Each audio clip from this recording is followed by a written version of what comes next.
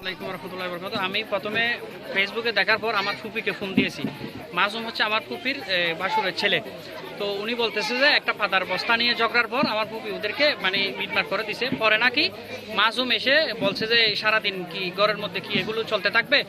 তো ও ইয়াসিন এসে নাকি মানে ওকে এই দা দিয়ে মানে কোপাকুপি শুরু করে দিছে। পরে ওদেরকে এই কাজিরহাট জেনারেল হসপিটালে নিয়ে গেছে। এখান থেকে না পারার কারণে ওকে চিটাং নিয়ে গেছে। এখন আমি আপনাদের মাধ্যমে এই যে উনি একজন আলেম মানুষ, আলেম হয়ে যে এইরকম একটা কাজ করতে পারে, এলাকার মানুষ সবাই বলতেছে যে এই ওর দ্বারা এটা আসলে মানে যায় না আর কি। তা আমি সবার পক্ষ থেকে এবং আমার পক্ষ থেকে আমি বাংলাদেশ সরকারের কাছে দাবি চাইব যে এই ইয়াসিনের বিচার চাই এবং ফাঁসি চাই।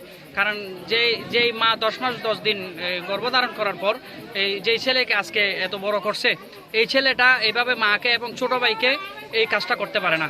ও আসলে মানুষ না, আমি মনে করি একজন অমানুষ।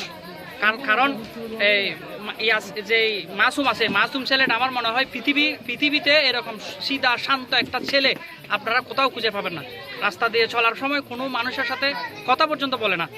ও একটা মাদ্রাসায় চাকরি করে, মাসে মনে হয় 5-6 হাজার টাকা বেতন পায়, কোনোরকম মানে দিনটা পার করে।